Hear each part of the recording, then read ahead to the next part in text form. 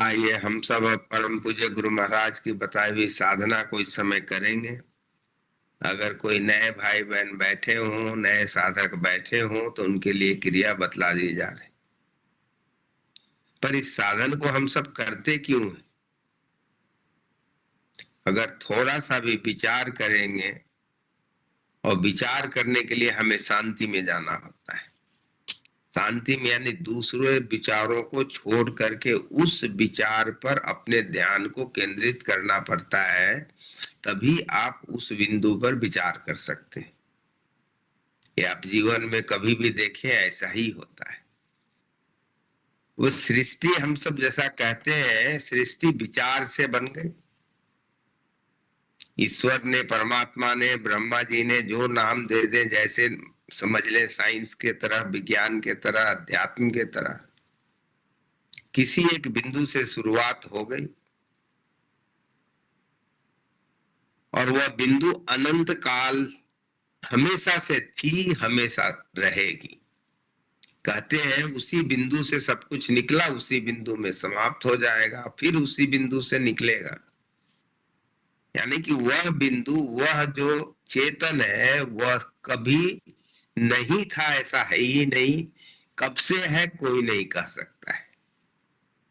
उसी के लिए वो ब्रह्मा जी और विष्णु जी और शंकर जी की कहानी है। कमल के नाल के अंत के और शुरुआत को देखने की बात थी। तो वो हमेशा से थी। अगर इस पर हम अगर अपना ध्यान भटकाएंगे तो कहीं कुछ प्राप्त नहीं कर पाएंगे। अब देखें, जीवन में ही, संसार में अगर आप देखें, अगर कोई व्यक्ति बीमार हो या किसी पैर हाथ में दर्द हो और वह हमेशा यही कहता रहे सुबह से शाम तक, हम बीमार हैं, हमारे शरीर में दर्द है, हम बीमार हैं, हमारे शरीर में दर्द है, निश्चित माने वो कभी ठीक नहीं होगा। कारण वह उसी विचार की संगति कर रहा है। इसीलिए परम पूज्य गुरु महाराज संसार के भी उन्होंने इसी बात को कहा है कि अगर आप सफलता चाहते हैं तो आपको वर्तमान में रहना होगा। और इसीलिए अगर हम इस विचार पर ही बैठे रहे,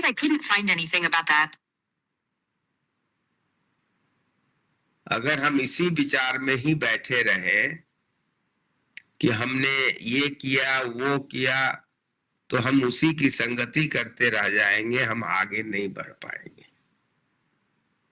इसीलिए अध्यात्म में या संसार में भी, अध्यात्म में खास करके, हमें शांत होने के लिए कहा जाता है। क्यों? ताकि हम उन सारे विचारों को, जो पूर्व के हों या भविष्य के हों, उनको हम त्याग सकें, हम वर्तमान में अपने आप पर केंद्रित कर सकें। जैसे अगर जमीन में अगर कहीं पर पत्थर पड़ी हुई थी, पथरीली जमीन थी किसी न किसी काल में, तो अगर उसी पर वो रुका रहता तो पथरीली ही रहता। पर धीरे धीरे समय के चक्र से, हवा से, पानी से टकरा करके वही पथरीली जमीन आपस में टक्कर खा करके वह बालू में, फिर मिट्टी में परिवर्तित हो जाती है। उसी प्रकार हमने जो कुछ भी, हम जैसे भी थे, जब समर्थ गुरु के दरबार में आ गए हैं, समर्थ गुरु की हम साधना करने जा रहे हैं, इन सारे विचारों से कि हम अपने आप को मुक्त करना होगा।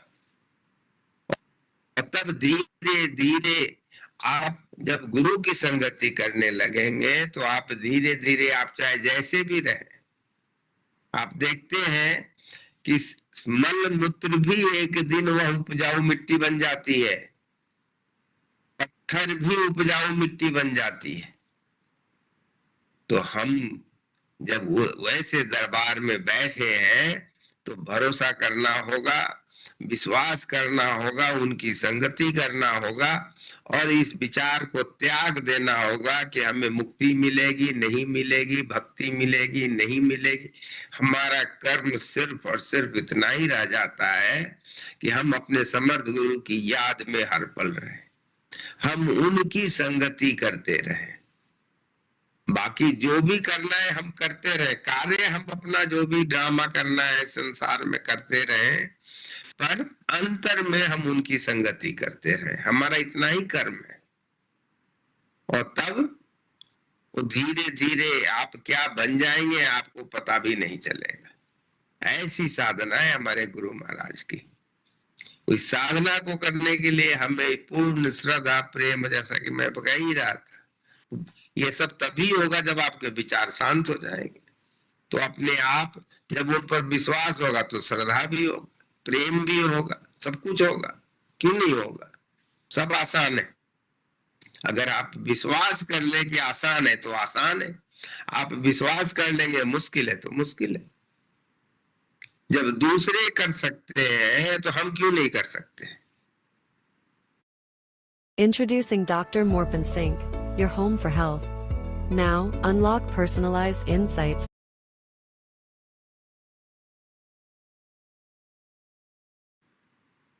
तो इस विश्वास के साथ बैठे कि हम साक्षात परमात्मा के समक्ष बैठे हैं, यही मूल मंत्र है। ये विश्वास कितना आपका दृढ़ है। संत मत में समर्थ गुरु को ही साक्षात परमात्मा मानते हैं और जो लोग निश्चित तौर पर उनकी याद में रहते हैं इस बात का अनुभव प्राप्त कर लेते हैं। कहीं कोई इसमें संदेह नहीं, निश्चित है। इस साधन को करने के लिए विचार हमारे तभी शांत होंगे जब हम बाहरी रूप से भी शांत हो जाएंगे। इसलिए हमें एक ऐसे सुखद आसन में बैठना होगा जिसमें जहां तक हो सके बगैर हिले डुले करीब 35 मिनट तक हम बैठे रह सके। जहां तक हो सके मेरुदंड सीधी रखें, नेत्र हल्के से बंद रखें, गर्दन भी मेरुदंड की सीध में रखें, न ज्यादा झुका हुआ, न ज्यादा पीछे, न ज्यादा आगे। मेरुदंड, बेसिकली मेरुदंड सीधी रखनी। नेत्र हल्के से बंद करना है जैसे सोते वक्त। सत्संग की 2 प्रार्थनाएं होती हैं, अगर आपको पता है, आप बोलना चाहे तो प्रेम पूर्वक मधुर स्वर में परम पूज्य गुरु महाराज को निवेदन करें, नहीं तो शुरू से ही ध्यान की क्रिया में लग जाए। ध्यान का क्षेत्र हमारा हृदय क्षेत्र होता है। प्रार्थना समाप्त हो जाएगी, ध्यान चलता रहेगा। जब संकेत किया जाए तब हम सब ध्यान बंद करेंगे और अंत के गीत के बाद अपने नेत्रों को खोलना उचित रहेगा।